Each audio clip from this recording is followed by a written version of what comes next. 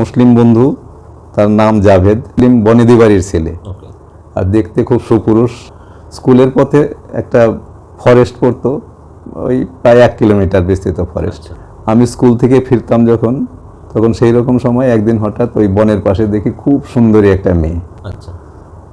Second day আবার যখন ওখান দিয়ে ফিরছে, দেখছি ওই মেয়েটাই হাতে একটা মিষ্টির প্যাকেট, বিভিন্ন রকমের মিষ্টি ওকে খেতে দিয়েছে। খেয়ে দেখছে খুব সুস্বাদু মিষ্টি, মানে যেন কোথা থেকে এনেছে, ইয়ে করেছে। ও কিছু জিজ্ঞাসা করছে না বা বলছে না কিছু। এরপরে তৃতীয় দিন আবার দেখছি যে ঠিক ওখানে, আর বলছে যে কয়েকদিন যাওয়ার পরে আমার একটা নেশার মতো হয়ে গেল এবং আমি অন্য বন্ধুদের অ্যাভয়েড করে লেট করে ওখানে ক্রস করতাম।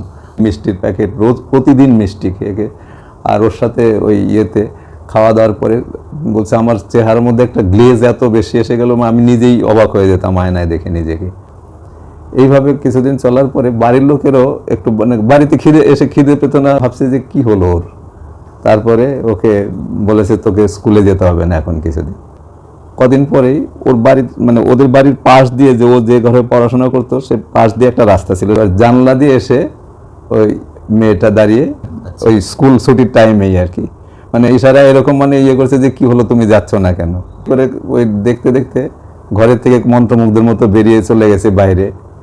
যখন বাইরে গেছি তখন দেখছে যে এক একটা রূপ পরিবর্তন হচ্ছে ওর, একটার পর একটা চেঞ্জ আসছে। আর ওইটা দেখে বলছে যে আমি এতটাই হয়ে গেছি, কখন কি হয়েছে আর জানি না। এবার যখন জ্ঞান ফিরলো তখন আমি বাংলাদেশের একটা হসপিটালে 3 দিন পরে, আর হসপিটালে জ্ঞান ফেরার পরে যারা ওকে হসপিটালে নিয়ে গেছিল তারা বললো তোমাকে পেয়েছিলাম বাংলাদেশের একটা স্টেশনের পাশে।